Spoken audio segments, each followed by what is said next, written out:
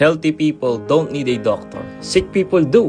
I have come to call not those who think they are righteous, but those who know they are sinners.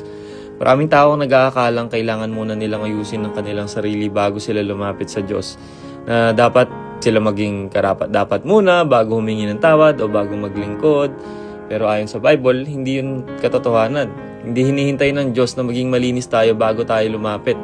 Sa halip, gusto niya lumapit tayo habang marami pa tayo dahil siya mismo ang maglilinis sa atin. Kaya sabi rin sa Isaiah 1:18, di ba? Come now, let us reason together, says the Lord. Though your sins are like scarlet, they shall be as white as snow.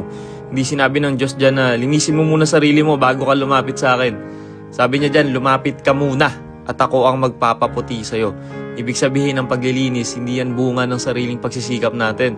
Ito ay gawa at biyaya ng Diyos sa pamamagitan ni Kristo. Kaya kapatid, kung sa tingin mo, napakarami mo na para sa Diyos, ang dami mo nang nagawang kasalanan, parang hindi ka na deserve patawarin, tandaan mo kapatid, hindi mo kailangang linisin lahat bago lumapit sa Kanya.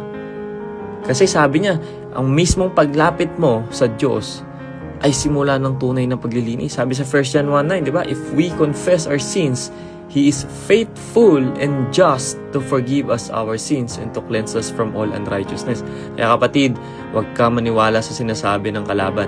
Sinasabi ng demonyo na hindi ka na mapapatawad, sobrang dumi mo na. Thoughts yan, galing kay Satan. Bumalik ka sa Diyos at ang Diyos ang maglilinis sa iyo. Today is the day of salvation, not tomorrow, because tomorrow is not promised. At abangan nyo to kapatid, yung podcast namin ni Kuya Franco. Hello sa mga taga-CCF dahil dyan po namin ginawa yung podcast sa CCF BGC. And I'm so blessed at na-invite tayo sa ganitong podcast. Maraming salamat mga kapatid. God bless you all.